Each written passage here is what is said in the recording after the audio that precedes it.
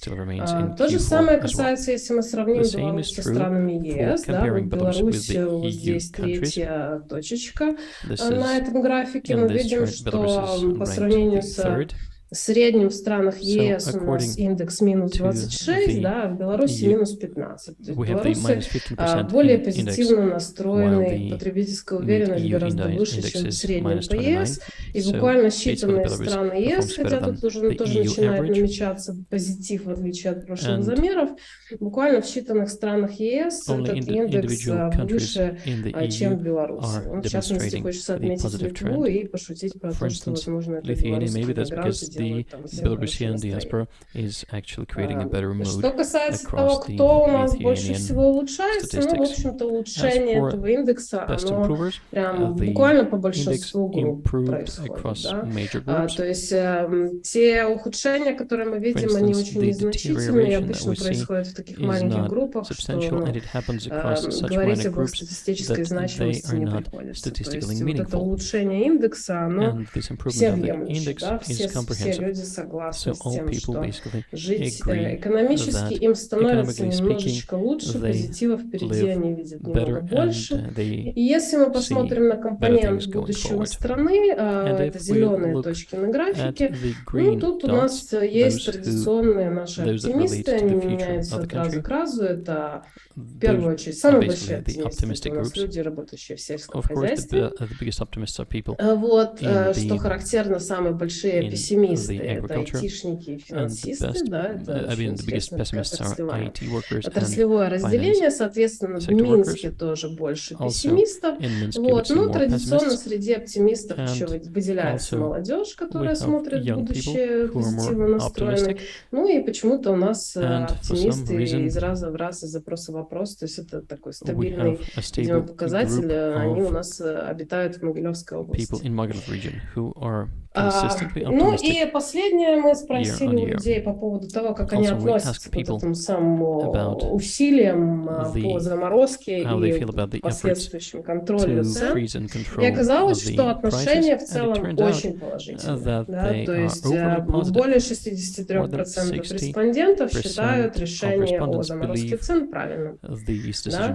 А при этом те, кто так не считает, это всего 22% человек. Вот. При этом, если мы посмотрим на то, кто так считает, да, там есть четкое взаимодействие, больше поддержка у тех людей, у которых низкие доходы, у тех людей, у которых доходы фиксированы от государства, например, у пенсионеров, у декретниц, и у тех людей, у которых низкий уровень образования. Да, то есть среди них поддержка гораздо выше. Кроме того, есть четкое разделение поддержки этой по аудиториям в зависимости от СМИ. Да. Если мы посмотрим на аудиторию независимых СМИ, там поддержка будет гораздо ниже среднего, 40% всего лишь поддержки решения о заморозке цен. И среди аудитории государственных СМИ поддержка будет уже 74%, то есть гораздо больше. И потом мы спросили у людей, ну хорошо, вот мы ввело государство контроль цен, какие эффекты вы заметили? Вот. И оказалось, что, несмотря на вот такую поддержку, достаточно многие люди заметили негативные эффекты. То есть почти половина респондентов говорит о том, что товаров на прилавках магазинов стало меньше. Причем четко видно, что это больше замечают женщины, которые занимаются традиционными покупками в наших домохозяйствах. Вот. Как ни странно, гораздо больше процент руководителей замечают, что товаров на прилавках стало меньше. Да? Вот. И, соответственно, по поводу дефицита, да, на него тоже больше обращают внимание те, кто смотрит независимые СМИ. Там, где у нас нет практически разницы между потребителями независимых медиа и государственных, так это там, где в процентах людей, где люди отметили, собственно, что цены продолжили расти. Вот, то есть тут обе эти аудитории примерно одинаково отмечают, примерно 35% каждая, одинаково отмечают, что цены на товары и услуги продолжили расти. Тут вот этого разделения на СМИ-пузыри его нет. Вот. Ну и 23% населения у нас отмечают, что какие-то мелкие предприятия или компании закрываются в результате контроля цен. Да. То есть такие вот негативные вещи, они тоже отмечаются. Не только то, что цены, собственно, перестали расти. Ну и просто в заключение повторю основные выводы. Можно сказать, что ситуация с благосостоянием домохозяйства немного стабилизировалась, да, уровень падения доходов он стал таким средним, не критическим, хотя есть какие-то тревожные звоночки на рынке труда, посмотрим, перерастут ли они в какой-то тренд. В целом это все привело к улучшению небольшого настроения. Все еще индекс потребительской уверенности находится в негативной зоне, но это большое улучшение по сравнению с тем, что было раньше.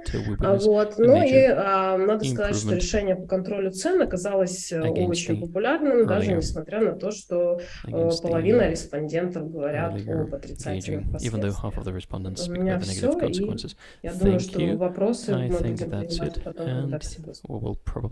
Екатерина, спасибо большое. Да, пока что вопросов, по крайней мере, мне не прислали из чата. Мы продолжаем нашу презентацию. Сейчас Лев, наш старший научный сотрудник, расскажет о результаты опроса малых и средних предприятий.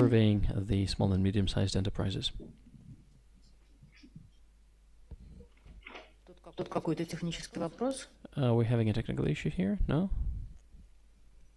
Just checking.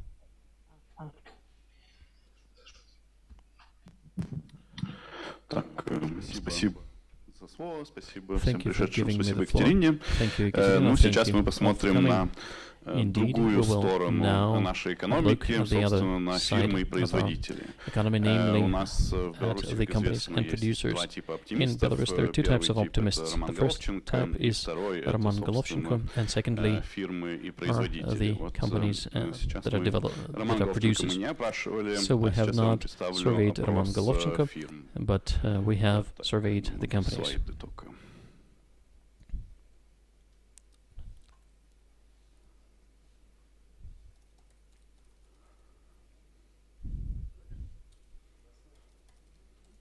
Сейчас тут чуть-чуть подождем.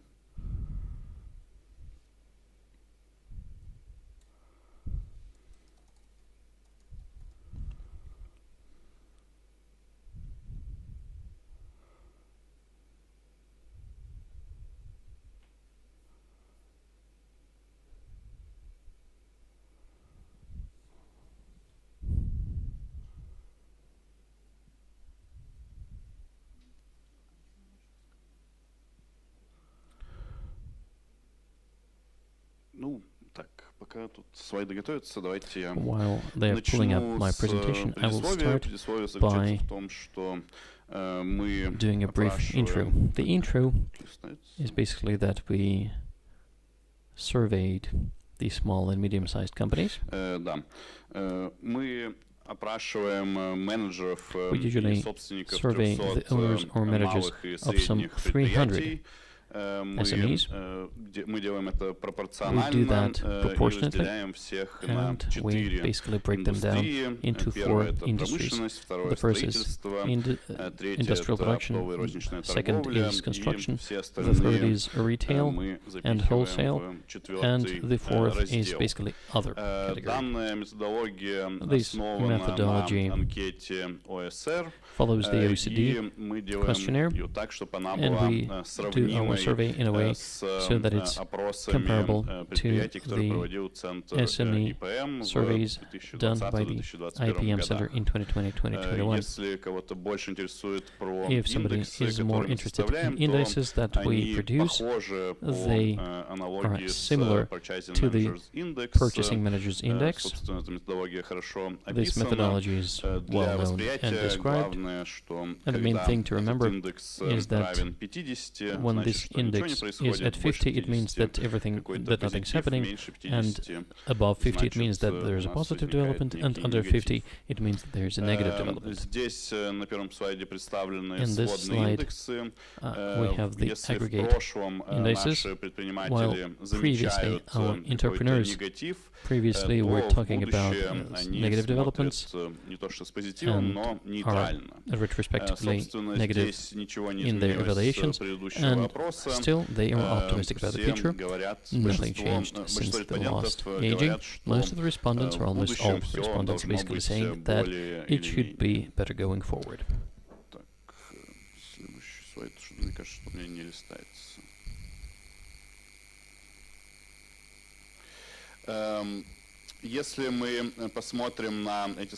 Talking about the aggregate indices across 4 industries, here we would notice that previously all respondents look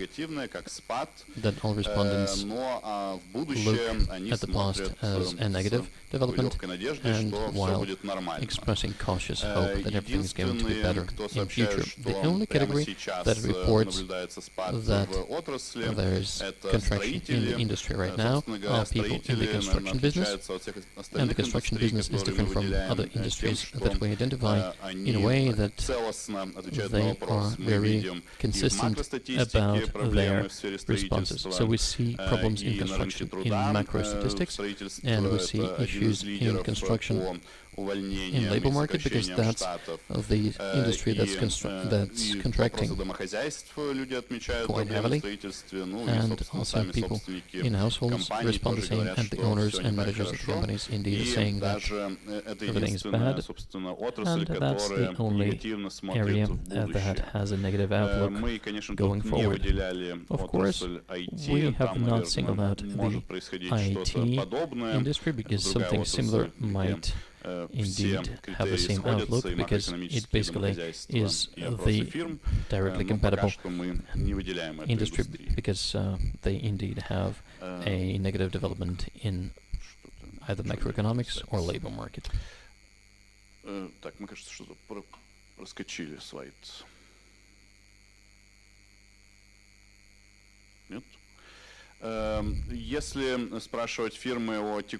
we ask companies about their current financial and economic situation, here we see also quite neutral situation. We only saw a dip at the beginning of the war, the outbreak of the war in March and in April. After that, in our previous monitoring, we reported that we saw those indices normalize, and even some of them demonstrated positive values. Probably that is because at the outbreak of the war, all the expectations were quite gloomy, and where the reality played out to be, although in recession, still not as apocalyptic as everybody expected.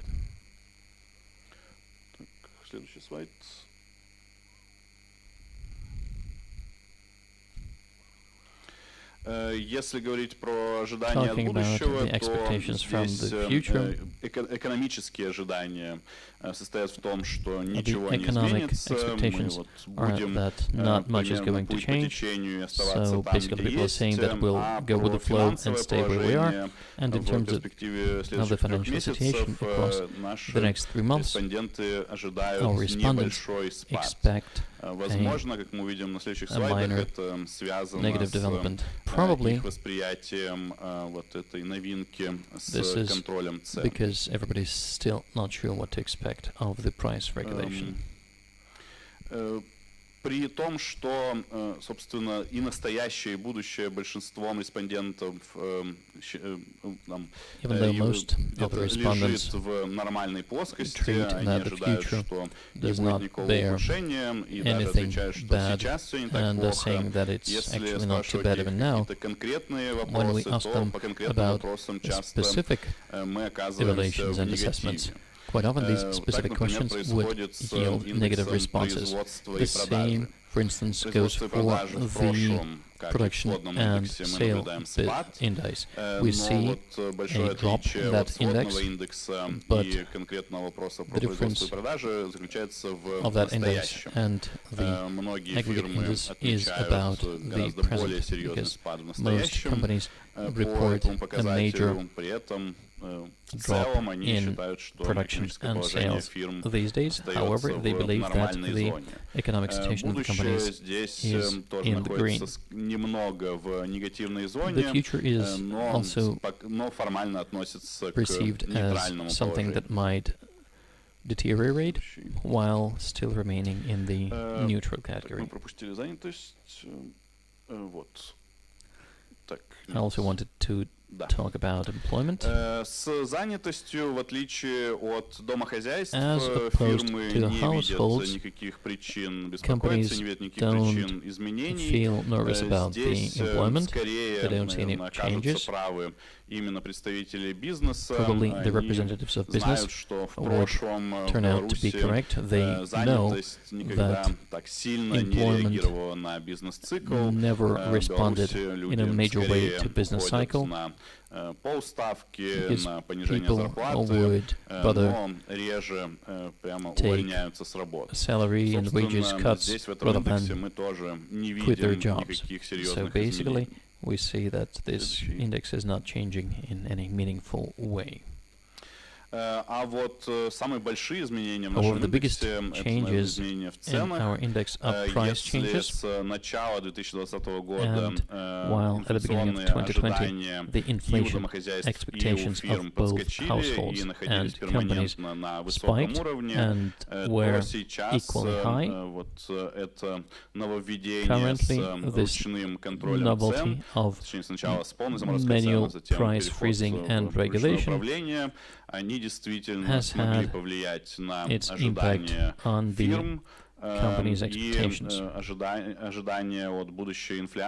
expectations of the future inflations are now much lower, and companies and managers do not expect further price increase. They don't expect the prices to go down, but they still believe that this price control system is there to stay, and they expect it to be effective. We also asked the companies what they think about this situation with the price regulation. Of course, the responses were not as positive as in households. The companies were saying that the effect will be either detrimental or positive. I mean, there were split 50-50. But when asking about the business and their particular industry, they were mostly having a negative perception of the impact. And most of the respondents are saying that some 70% respond by saying that the price regulation is going to have a negative impact on the business at large. And when we ask them about their specific industry, most people believe that there will be no real impact, but out of those who believe that there will be an impact, mostly those who expect negative things to come dominate. And when asked about the business of the respondents, they basically follow the pattern of the responses to the question of the industry at large. It's actually quite unusual. When people have an emotional vested interest, they usually talk about their business, in other words, than about the industry at large. However, here the picture is a total match. So apparently, this response is more objective in this case. Кто выиграет от ужесточения цен? Ну, тут понятно, что from the price regulation. The respondents are saying that the private business is going to lose out on that. Не совсем понятной причине считается, что от этого может выиграть, может и проиграть российский бизнес. Здесь мы не уточняли вопрос, но, скорее всего, люди предполагали, что речь идет that they spoke about the Russian business in Belarus. Why Russian business is expected to gain some benefits is not that clear. Maybe the respondents were thinking that the Belarusian companies will be disadvantaged and lose their market share, and the Russian players might feel that they survive somewhere outside of Russia. Quite many people believe that the national budget might benefit something from price regulation. However, at the baseline level, it's not clear because how that might be the case, because the taxes are pegged to nominal prices, and if something happens, something detrimental happens to the business, of course there will be less taxes collected. So most respondents believe that the Belarusian budget will have negative fallout, but some people still believe that the budget will benefit.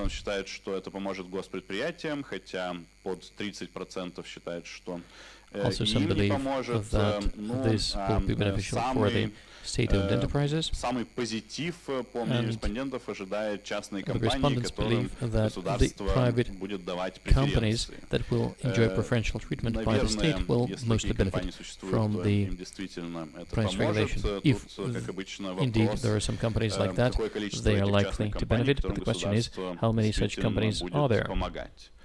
And as for the consumers, of course, the responses split almost equally, 50-50. Some 50% believe that the consumers will benefit, 30% believe that nothing will change for them, and some 20% believe that the consumers will probably lose out.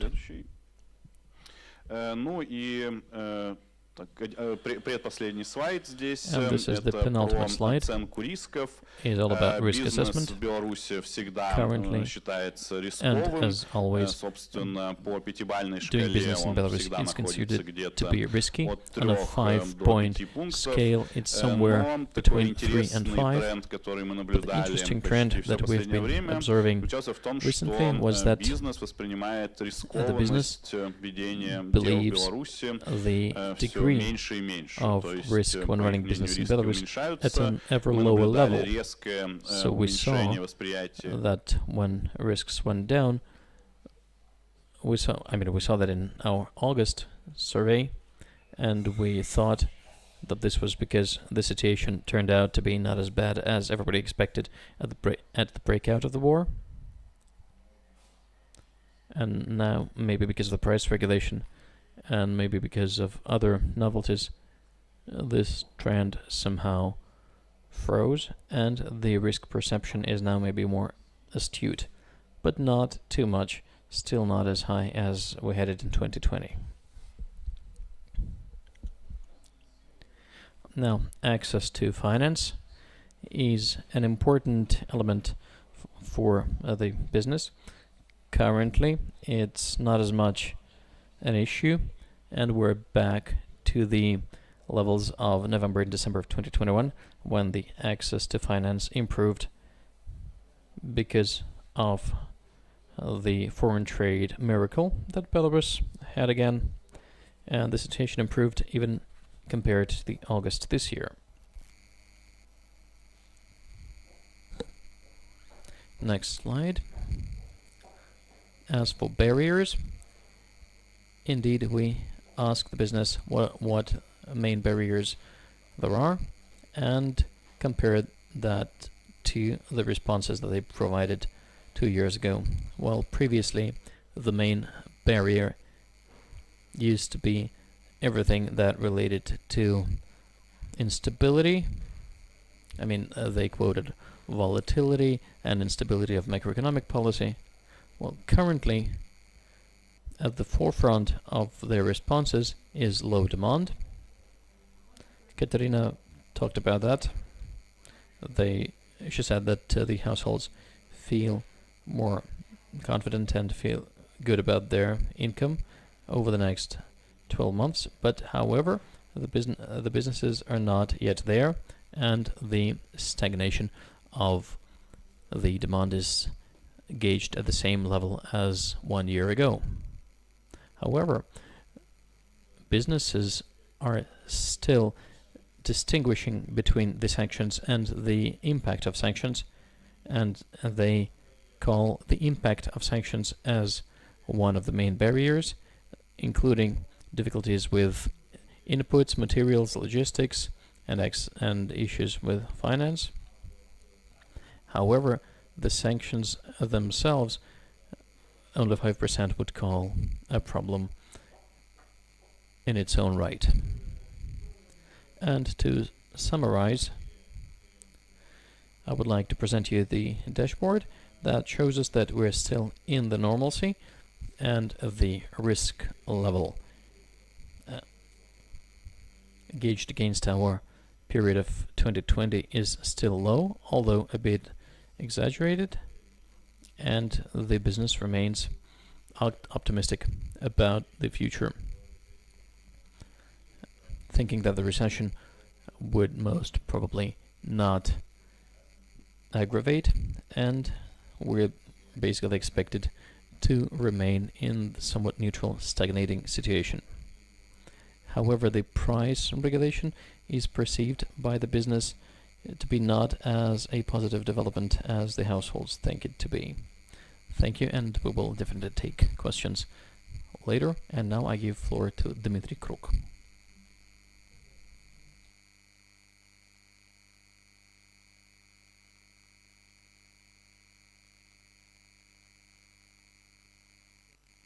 While my presentation is being pulled up, I would like to mention that my arguments might contradict with what Katerina and Lev were saying, just for a simple reason, because I look at macro statistics, and that includes data from Q3, and Ekaterina and Lev, of course, included the data from November 2. And my objective is to have a look at the trends that have already shaped, while Ekaterina and Lev look at the most recent developments. So let's start with slide number 1. I will start with a big picture to summarize, and I'll dig deep into the elements of that bigger picture. So this is the main developments in the economy. For the past 3 quarters, the economy is perceived against the backdrop of sanctions, but at the same time, sanctions equal to export shock. However, that's not the only factor that has an impact. It's important to remember that over the past half a year, the price competitiveness also relates to the health of the global economy. And it's important to understand how economic authorities perform. Other way, in other words, what's happening to monetary and fiscal policy. So basically, the policies remain the same. However, the efforts are directed differently. In Q3, the main development is that export shock remains, and however, the Q3 saw adaptations of businesses and people to the sanctions, and we can say that the export shock is now seen as plateauing.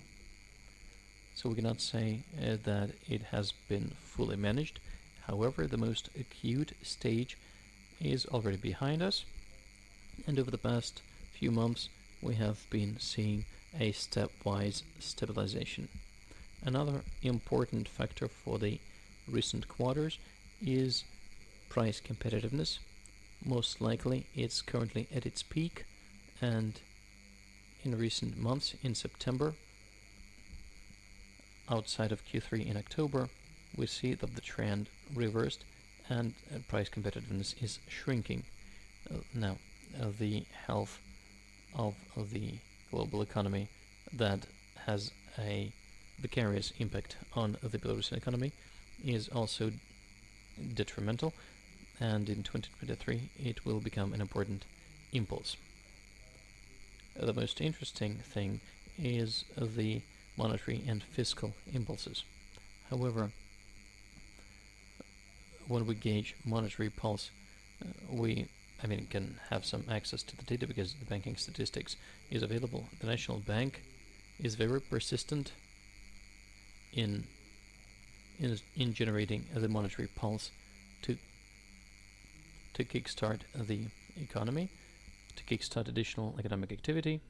However, the distribution of that pulse across the economy is happening slow because the banks act as sort of gatekeepers of that pulse, because they dampen the pulse sent by the National Bank, because they believe this pulse to bear certain risks for them. And we will see whether the situation remains or the levy breaks in 2023. However, the fiscal pulse is still not yet clear in terms of its impact on the budget for a number of reasons. However, we have a direct way of assuming that the fiscal pulse is currently amplifying and maybe the economy is almost at its bottom. And as a result of this combined impact, the main finding is that probably the bottom has already been reached, but I will dwell on that a little bit deeper across other slides. The external demand and the domestic demand were performing in a comparable way. However, currently the main driver of contraction is domestic demand, and namely investment demand.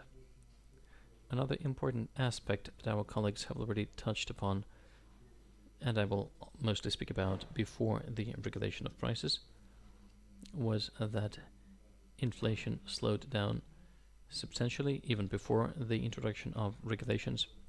And the final bottom line,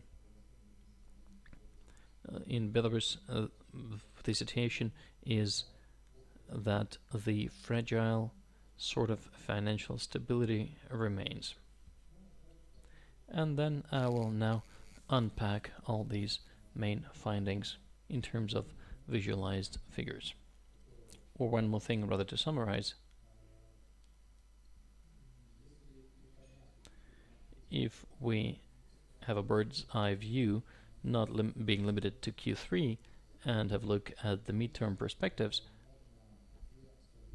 we can actually have or see two totally different outlooks. One would be about mid and long-term perspective, which will all be about negative, possible negative developments.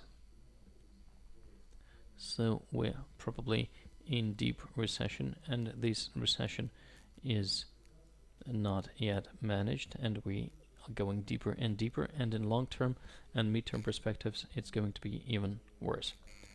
However, quite often we will also want to analyze the immediate moment, and quite often we do that on the basis that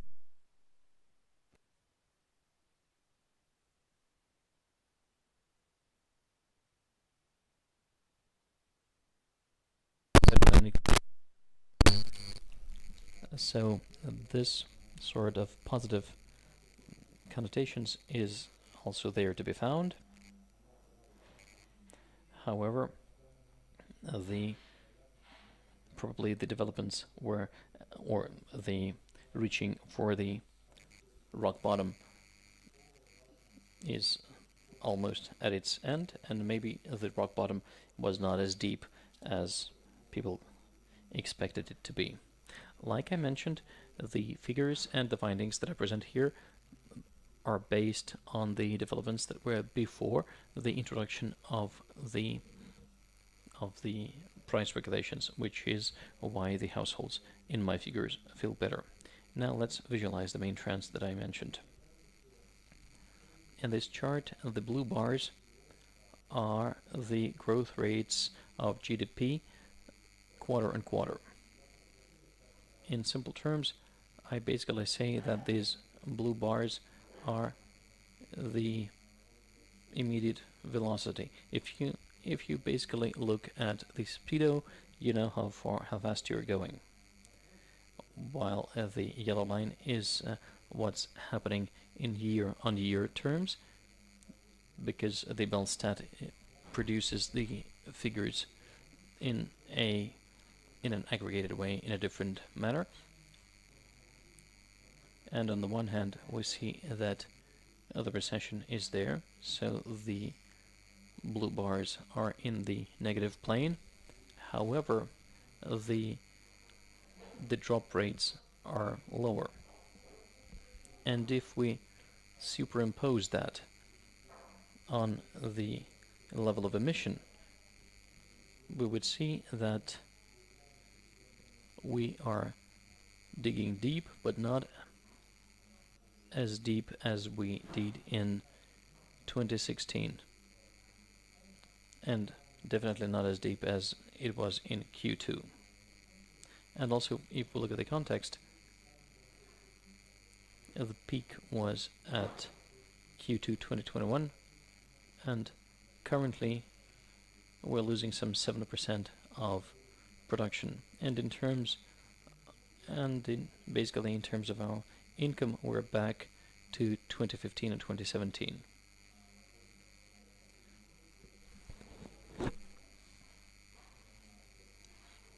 I mean, if you see that currently we are at the level of income or at the level of GDP that Belarus had in 2015, or rather 2017, during the recovery. Of course, we saw that we plummeted into recession, and the emission gap was even bigger than in 2015 and 2016.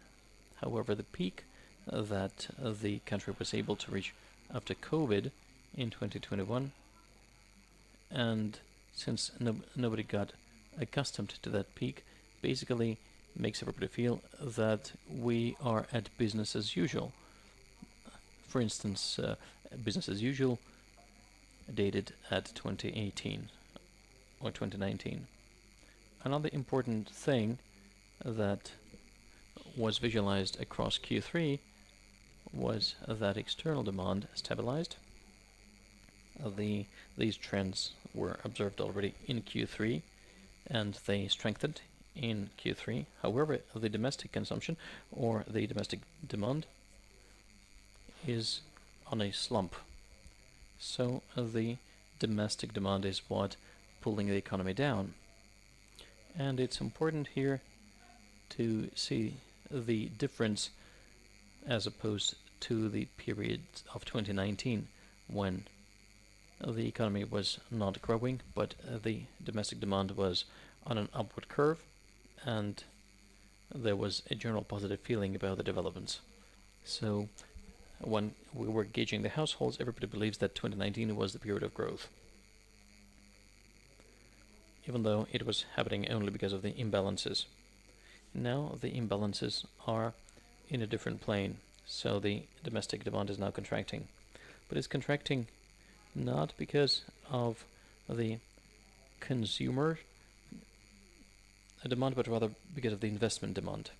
Here, across the axis, we see on the right-hand axis, we have the investment demand, and then we have the gross capital accrual. And if we see that the consumer's demand is at 100% in 2018, and on the right-hand side we have, like I mentioned, the strengthening of the household consumption and then the investment demand.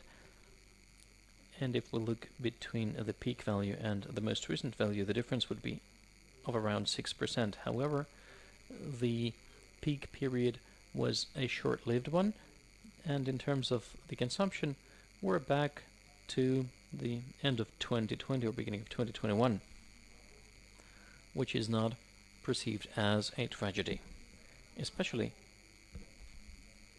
if we compare that to the period of 2016, when the recession was much more pronounced, and the level of consumption was still much higher.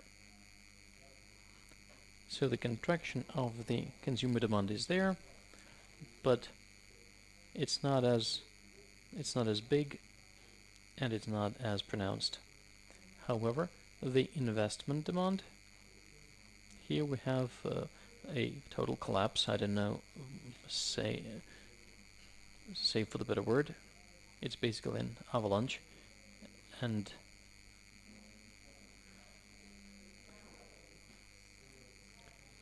for instance, if we compare it to 2018, which was at its peak, currently the level of investment is at 50% of the level of 2011. So this is the biggest component of contraction of GDP during that recession. So basically it's the loss of the investment demand.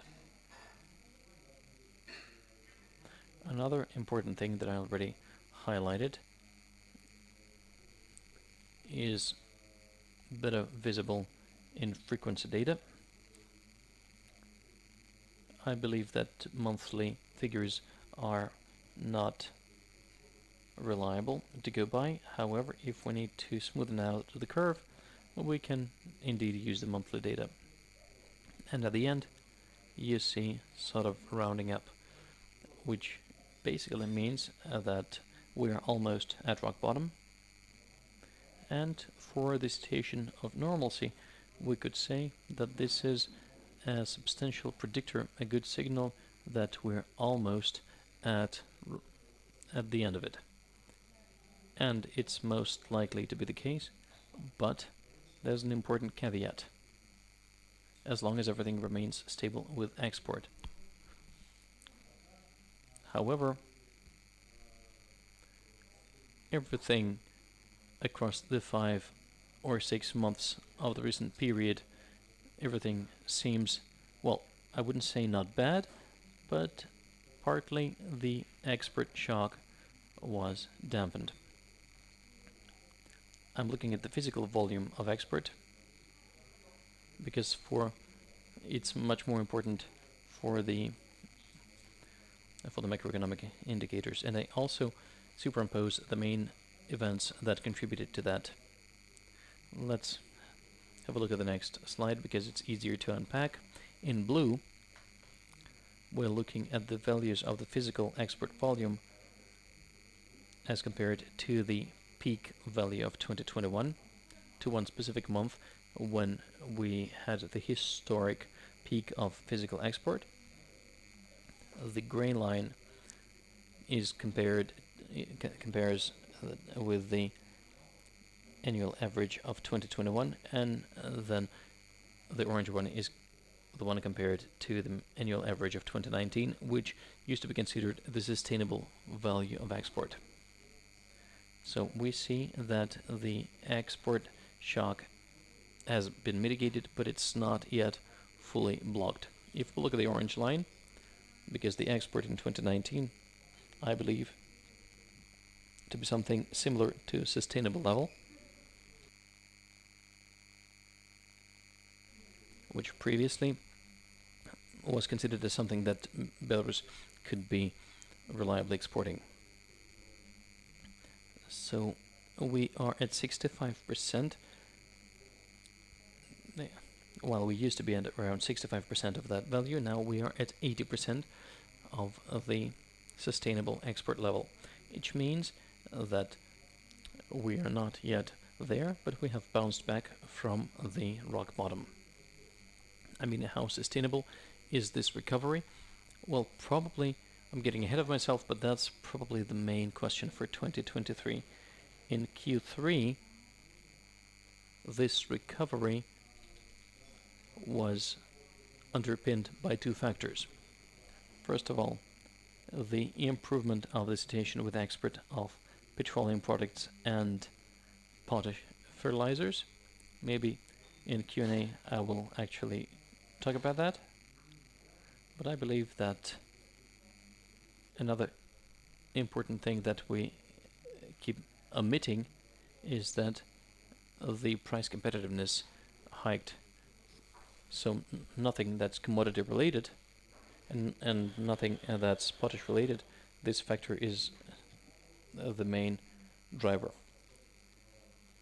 And then there was even excessive price competitiveness in Q3. It's in blue bars in the chart here. It's a combination of the effective exchange rate and the trade conditions. And it's a good predictor for the Belarusian export. So the price competitiveness in Q3 was at historic peak once again, but in August and September this high quarter average level was achieved because of the high July rates. However, in August it rolled back. However, in quarter on quarter it remained at a rather high level, and this is an important thing to explain the situation with export. Also, with projection and going forward, most likely this blue bar will be shrinking. In foreign trade, I would also like to briefly mention that there was another important development.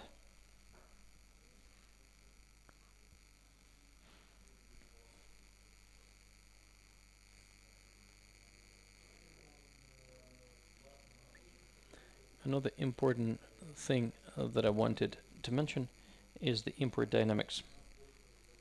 So we're mostly talking about export, but the import dynamics is also an important thing to mention because it currently stabilizes the foreign trade now at this point, because many companies since the end of 2020 are operating with a lower import intensity as compared to the mean historic values. Why is it? Because that they're procuring less import and have a breakthrough in their own technology, or whether it's a delayed effect? I don't know. But something that started with the period of foreign trade miracle, when the export took off with import lagging behind. Basically, we're seeing the same thing here. So currently the expectations at the outbreak of war were that the import would suffer less than export. However, it's the vice versa, and currently many coefficients in terms of their long-term values are at a lower level, which suggests that the Belarusian companies managed to start producing and export with lower intensity of imported components and inputs. A few words about the prospects of the price competitiveness. The green line reflects the monthly trade conditions, and we see that they are at their peak. However, there was also a reversed development. However, the red line is the effective exchange rate, while the blue line is the exchange rate against the Russian ruble. So in July, this trend reversed, and in Q3, this price competitiveness is probably going to go down. Another important argument about the situation with household income and the wages, which basically supported the smaller contraction of the consumer demand. In Q3, in real terms, the wages even grew somewhat. So the blue line is the real wage and the real pension in green. The expectations were that they will keep contracting, but we see them stabilizing. And that's an important thing that helps support the consumer demand, and more importantly, although we did only the provisional estimates here, still this maintaining of the wages at a lower level without further cuts and reductions actually helped reduce the labor costs. So basically the red line of the relative labor costs needs to be close to the long-term and mid-term projections. If we have deviations of the red line from the long-term trend, it means that the producers are suffering from excessive pressure in terms of the additional labor costs. In Q3, that excessive pressure, according to the provisional data, was weaker. So the drop in wages that we saw in Q2 in real terms was not yet observed in Q3, and it seems to be still sufficient to minimize and curb that excessive load on the companies. Also, that's because the export shock was mitigated, and the companies feel better that and being able to pay the current wages, current labor costs. And a few words about the slowing down of inflation, to not to take up too much time. So we have the quarterly visualization of the inflation figures. Of course, the inflation was slowing down, and there are several reasons for that. The first being the recession. So even though the pace of contraction of the demand was not major, still it was there. And the second major reason was that the devaluation against the Russian ruble that was happening in Q2 was leveled out. You remember I showed you the trend of the exchange rate against the Russian ruble, and the inflation hedge and the inflation capacity was somehow managed. But once again, I did not include that into the presentation, and you can have a look at our publications on the inflation reports and the monetary policy, which have more in-depth analysis. But just as a picture here, the banking sector, the central bank is actually injecting a lot of excessive liquidity into the finance system, and the banking sector, the banks themselves, are now basically the floodgates that prevent this excessive liquidity from entering the economy. So the inflation could have continued to slow down if the perspectives of getting out of the recession were more prominent. On the other hand, as a counterbalance to that trend is the threat that the inflation might kick back in, which is caused by the excessive liquidity.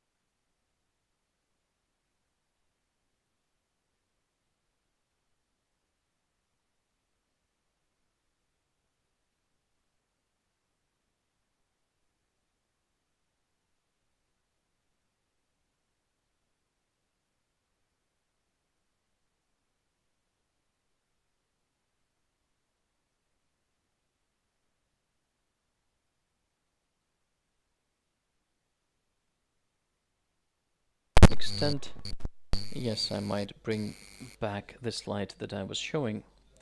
I can say, well, both yes and no, because we were able to recover from the rock bottom level, but it's still not at the level of 2019, which for me would be the level of sustainable export. And of course, the foreign trade statistics are hardly available, so it's difficult to make the breakdown of what is getting exported where.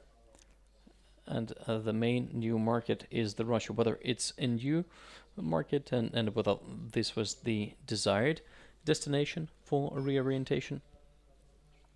And of course, the new player is China, Uzbekistan. There's also a meaningful growth there. And I believe for 1 or 2 months, United Arab Emirates also were gaining visibility. It's difficult to gauge which produce goes where, so there's some positive trend in diversification is observable, but without further detailing. So I wouldn't say that it offsets the export shock, because we're still far from the normal export situation. In terms of competitiveness, indeed, low gas and oil prices. I mean, that's the red line, that is the trade conditions. Why the export prices are going up higher than the import prices? Because we're still enjoying a low gas price. As for oil, we don't have any proof or confirmation that export of oil was kickstarted by the low feedstock price. However, in November, there were 2 statements by Naftan general manager who said that they're currently at high level of processing and export. And if he's not lying, and I believe that they might be telling the truth, is that currently the processing is at 78 to 80% of their export. I mean, where this oil goes, we still are not clear, but that's it. Thank you very much. Are there any other questions? Nobody's sending any questions online. Maybe we have some questions on the floor. No? With that, I would Если like позволите, if I may, не вопрос, а небольшой it's not a комментарий. question or rather a comment. Would you please introduce Да, yourself? Трифонов Николай Юрьевич, Николай Белорусское общество Трифонов, оценщиков. the Belarusian Society Комментарий of ко второму Evaluators. докладу. I have a comment to the second presentation. Мы у себя в обществе с We at 2004 года our отслеживаем премию за agency страновой have риск для been Республики Беларусь. watching Ну the и вот, premium for когда country война risk in началась, она Belarus, подскочила and when где-то с when the 5% war до broke out, 90 it с лишним. hiked Но from что интересно, 5% в to 90 течение, plus. посмотреть динамику But it's 22 interesting to года, have a look at the она, late вообще 22 говоря, начала dynamics. снижаться. And actually the risk Она premium начала started to go снижаться down. не так уж прямо I wouldn't say сильно, that но there was a major последние вот наши расчеты на reduction, 1 but декабря our recent показывают estimates as of December данные 1 порядка tell us that it currently stands at 27,4%, если я правильно помню. 27.4%, С if I remember 94. correctly. Вот, Down то from есть, вообще 94. говоря, вот So basically speaking, ситуация действительно со the стороны situation улучшается. indeed Напоминаю, is премия, improving. I да, remind причем, you, так сказать, со стороны как бы инвестиций, so потому in что terms of премия эта investment, because рассчитывается the premium на is основании calculated доходности on the basis of государственных ценных бумаг, return of которые котируются, да, не в on yield Европе, and а не в return Азии сейчас on котируются. Вот, но вот данные такие. public securities. Of course, they are now Спасибо. traded in Asia, not Europe. Yes, probably that's the same evaluation done by investors and businesses, that the risks are there, but they are reducing. Thank you. I have another question from Alexander Khmelnytsky to Dmitry Kruk, whether you share the optimism about the growth of GDP in Belarus at 0.3, and what's your projection regarding the exchange rate? Let's start from the back. I never give projections on the exchange rate. This can only be done over a longer term. For shorter term, it's either a lottery or some very advanced methods of arriving at reliable projections. And Ben Bernanke and Alan Greenspan, we're basically saying the same thing, saying that it's the variable that should never be projected. I can only say about the dynamics and developments, I believe that most probably it will see devaluation of Belarusian ruble against US dollar, because the Russian ruble will go down, because the effects of 2022 will be somehow mitigated. So the import will not go down, and it will probably grow, all other things assumed, and the export of gas and oil will probably contract, will put strain on the Russian ruble, which will pull down the Belarusian ruble. As for the GDP for 2023, I mentioned that I believe that equally probable are the two scenarios of further recession and certain recovery growth. It depends specifically on the factors that I have listed, and of course it all boils down to oil products. For me, it's still unclear what's going to happen to the export of oil products. If we knew where they're selling what, let's assume they're selling to Russia, whether Russia will still provide access of that entire volume of Belarusian oil products to its market, especially if sanctions kick in for Russia with a price cap, and whether they are exporting some oil products through Russia, what's going to happen next. So if this export does not remain, there will be no way to speak about the growth at any rate. The same goes for price competitiveness. If there is a new trend and there will be a gradual recovery, well, the gradual recovery is only possible at the high level of price competitiveness. So I would say that the export now is in quicksand, so it might go down at any point, and you don't know where to put your foot next time, which basically makes everything dependent on how the authorities react and other factors that I listed. So the bottom line for 2023 is that there can be totally different scenarios, or even dissenting scenarios, and I would invite you to think in scenarios terms and weigh the probability of every given scenario. I would like to add a few things here to what Dmitry just mentioned, that indeed we're unable to predict anything, but we can have a look at the factors that might contribute. The main positive development is that the Belarusian economy is somewhat adapting to the sanctions that have already been applied. Maybe if there are no new sanctions, maybe we could probably call this the restorative growth. However, restorative growth happens when the crisis elements are mitigated. But all the sanctions that have been applied to Belarus as a co-aggressor for the war in Ukraine, and also for the sanctions that were caused by the political crisis, whether the sanctions will get amplified, it's also difficult to say. Maybe that depends on the situation in Ukraine. What other positive developments we can expect, I don't know. Maybe the government, well, judging from Golovchenko's statements, expects to also build up the state investment. It plans to inject money into the economy.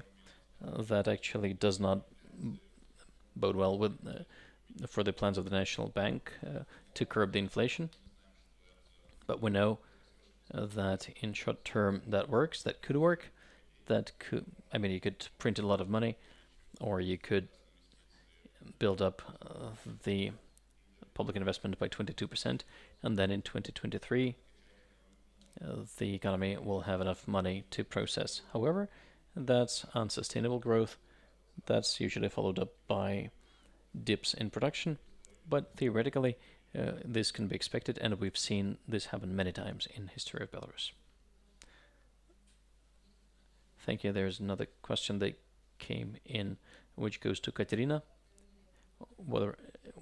Am I right to understand that most households have a positive assessment of the price regulation, even though they noticed that there is less variety in retail? Да, это так, And причем я, в общем, Yes, даже пыталась exactly. смотреть, I нет haven't ли там tried какой-то зависимости to have a между look at whether тем, there's как люди any оценивают correlation or решения dependency по on росту how цены, people насколько они gauge заметили the то, changes что in цены prices and whether продолжают they расти, и noticed that the оказалось, prices actually что grow. его нет. It Да? turns То out есть that та же самая пропорция людей the same одобряет share of people введение approve контроля of the цен price среди тех, кто regulation, говорит, что цены even though продолжили they расти, и see that среди the тех, prices кто keep говорит, growing, что and even though они не that растут дальше. people keep Вот. saying, some people keep saying that the prices are not growing.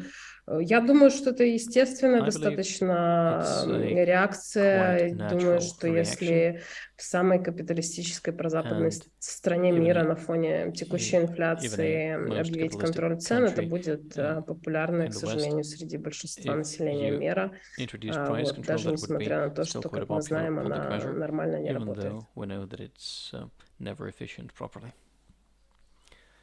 Thank you very much. We still have under 10 minutes, but we don't have any other questions. And that means that since we don't have any questions on the floor, and we don't have new questions coming in, with that, I see something else coming in. No, that was the same От question. Петра Гришина вопрос в Zoom. There's a question from Peter Grishin, but I don't see Может, it yet. вы озвучите, если у вас работает микрофон? Yes, this is the question to Dmitry. Which is the origin of the proficiency of liquidity in the banking sector, whether it's because of the budget deficit. The main factor is the lower volumes of lending in the first half of the year, and after that it picked up in the second half of the year somewhat. So basically the bankers were basically drying up their lending portfolio. That's what they were doing in 2021-2022. The second important thing was the positive foreign trade balance, and the National Bank has been buying most of foreign currency domestically, and it means that the currency remains within the financial system. And over the past few months, people probably also started bringing their deposits back to the banking system that still kept restricted lending. As for the budget, I don't remember from the top of my head the situation of the accounts, but I don't think that it had a major impact on the budget accounts. But I might double check that and get back to you on that.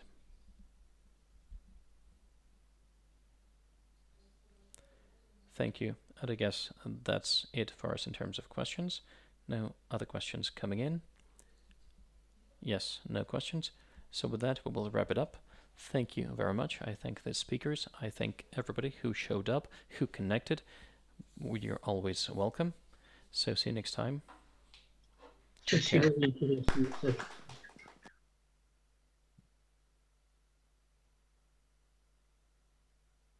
Recording stopped.